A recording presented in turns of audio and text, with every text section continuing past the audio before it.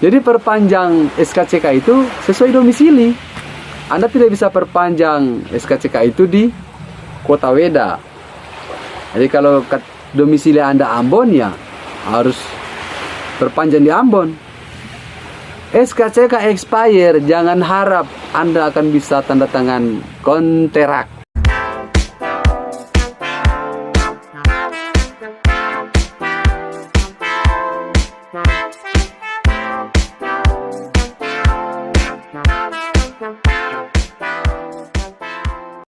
Assalamualaikum warahmatullahi wabarakatuh. Apa kabar teman-teman semua? Saya berharap teman-teman semua ini sehat-sehat ya, yang menonton video saya, dan selalu berada dalam lindungan Tuhan Allah Subhanahu wa Ta'ala. Oke teman-teman, terkait pertanyaan-pertanyaan teman-teman juga, di sini saya mau menjelaskan sedikit, ada informasi yang sangat penting. Jadi kemarin yang sudah bertanya kepada saya, maka hari ini saya akan jawab, karena beberapa hari kemarin saya itu agak sibuk, jadi jarang membalas pesan-pesan yang sudah teman-teman kirimkan lewat via Messenger. Teman-teman jangan lupa untuk subscribe ke channel YouTube saya, agar saya lebih semangat lagi hadirkan konten-konten seputar informasi-informasi yang terdapat di Loker, PT IWIP dan juga sekitarnya. Ya teman-teman, jangan lupa juga share ke sosial media teman-teman semua. Kita masuk dalam tahap pembahasan berkas lamaran yang saat ini jadi aturan baru lagi. Jadi untuk saat ini teman-teman itu sudah tidak bisa lagi melakukan pengecekan berkas setelah pemasukan berkasnya ke Gate 2. Teman-teman perlu tahu bahwa saat ini pelamar itu banyak, jadi kemungkinan besar admin juga akan melayani pelamar-pelamar yang baru masuk lagi. Jadi untuk perubahan-perubahan seperti minat lamaran itu sudah tidak bisa lagi. Saya katakan sekali lagi teman-teman semua, jika teman-teman yang punya minat, saya sarankan ada baiknya teman-teman itu pikirkan dulu secara matang. Apakah teman-teman mau masuk ke GW, mau masuk ke security, mau masuk ke safety, mau masuk ke control room, mau masuk ke kantin, mau masuk ke tenaga klinik, mau masuk ke operator loader, DT, EXA, dan lain-lain sebagainya. Teman-teman pikirkan baik-baik dulu. Karena kenapa saya katakan begitu? Aturan sekarang bahwa jika teman-teman yang sudah minat ke tadi, ke welder, tidak mungkin teman-teman bisa pindah lagi ke GW kalau berkasnya lama dipanggil. Tidak harus menanti seperti itu. Jadi sudah tidak ada lagi perbaikan minat lamaran teman-teman semua. Untuk perempuan pun tidak bisa lagi untuk pengecekan berkas seperti dulu. Jadi saya pastikan teman-teman semua bahwa pemasukan berkas itu nomor HP ya, untuk perempuan ini jangan sampai salah, atau nomor HP jangan sampai hilang. Karena kenapa? Karena berkas yang sudah teman masukkan ke dalam Gate 2 itu sudah tidak bisa lagi diadakan perubahan ya teman-teman. Dan ini adalah khusus pelamar general worker atau GW. Ada baiknya teman-teman pindah domisili ke Halmahera Tengah. Oke? Karena kenapa saya katakan, saya sudah membahas ulang-ulang kali Pak.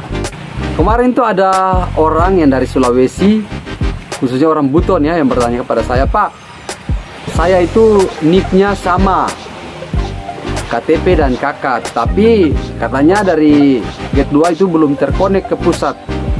Itu harus bagaimana Pak? Ya, itulah kita penting untuk pindah berkas ke Weda itu agar pengurusannya di Weda. Kalau sudah seperti itu, orang di sini katakan bahwa siapa mau help. Oke? Jadi kalau sudah seperti itu tuh rumit Pak. Bapak tinggal menghubungi orang di kampung Bapak untuk menyuruh mereka connect KTP Anda ke pusat. Itu saja. Oke? Jadi harus menghubungi orang di kampung untuk melakukan perbaikan ke catatan sipil di sana. Tetapi kalau Anda yang pindah domisili ke Weda, otomatis kan hal-hal seperti itu tidak perlu lagi. untuk Anda mau pulang ke Buton. Oke. Dia tidak perlu lagi sebenarnya kalau kita yang pindah domisili di sini. Itu pengurusannya hanya di Weda. Lelile Weda 30 menit, pengurusan 1 jam. Beres.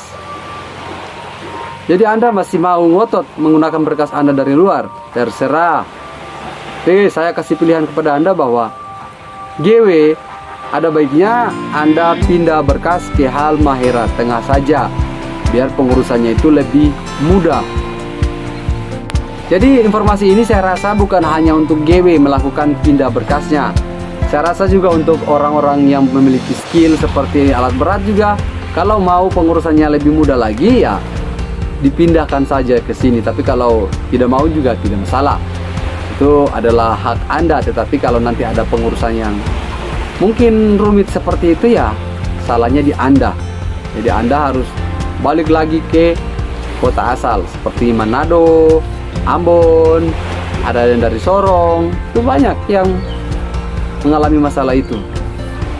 Terus saya katakan pada Anda kenapa wajib pindah berkas di Weda, karena SKCK teman-teman semua ini hanya bertahan mungkin 6 bulan. Jadi kalau saat Anda dari kota asal datang melamar ke PT IWIP, itu lamaran Anda dipanggil 7-9 bulan, maka SKCK Anda sudah expire, harus perpanjang lagi. Perpanjangnya di mana? Kalau Anda dari Ambon, perpanjangnya di Ambon, Pak, bukan di Weda. Oke? Jadi perpanjang SKCK itu sesuai domisili. Anda tidak bisa perpanjang SKCK itu di kota Weda. Jadi kalau domisili Anda Ambon ya harus perpanjang di Ambon. SKCK expire, jangan harap Anda akan bisa tanda tangan kontrak. Kontrak di PT IWIP itu kalau SKCK Anda expire, maka Anda pulang kampung dulu, baru bisa Anda tanda tangan kontrak. Jadi Anda pulang kampung bersama dengan Spanyol tadi. Spanyol sudah pulang kampung juga. Jadi 3-0 untuk Spanyol. Jadi kita berbicara di sini agak sedikit campur humor juga ya. Jadi jangan terlalu serius seperti itu. Lantas kemarin ada yang tanya juga. Dia bertanya kepada saya, Pak, kalau kita sudah pindah domisili, apakah itu sudah jadi jaminan kita untuk bisa bekerja di PT IWIP? Saya jawab, belum. Jadi kalau Anda yang sudah pindah domisili itu tidak ada jaminan sebenarnya. Itu hanya jaminan Anda saat melakukan perubahan kesalahan berkas Anda. Itu di Weda. Bukan berarti menjadi jaminan Anda untuk bekerja di PT, belum. Karena satu yang saya katakan, untuk lolos bekerja di PT IWIP, selain pemasukan berkas, Anda juga harus sehat. Oke teman-teman, harus sehat, itu wajib. Sehat dulu baru bisa bekerja di PT IWIP, karena masih melalui tahap seleksi berkas. MCU itu yang paling banyak gagal ya. Kalau gagal di MCU berarti Anda tidak bisa lagi melanjutkan ke tahap selanjutnya. Jadi kalau gagal MCU, ada baiknya Anda nonton video saya yang ini. Oke? Nonton video saya yang ini dulu supaya Anda akan paham bagaimana cara pengurusan berkasnya agar bisa lolos MCU kedua Anda. Jadi di tahap MCU yang sudah saya bahas juga kemarin itu penting sekali untuk teman-teman simak videonya. Nanti saya akan taruh videonya, untuk link di deskripsi video ini saya akan taruh. Jadi teman-teman tinggal klik saja untuk bisa masuk ke video-video yang sudah saya berikan tadi. Jadi untuk teman-teman semua, saya rasa mungkin teman-teman semua mungkin paham sampai di sini.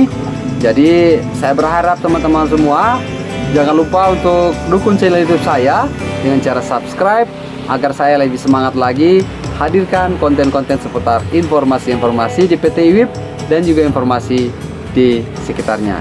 Sampai di sini video saya. Terima kasih. Salam dan sampai jumpa di video saya yang berikut.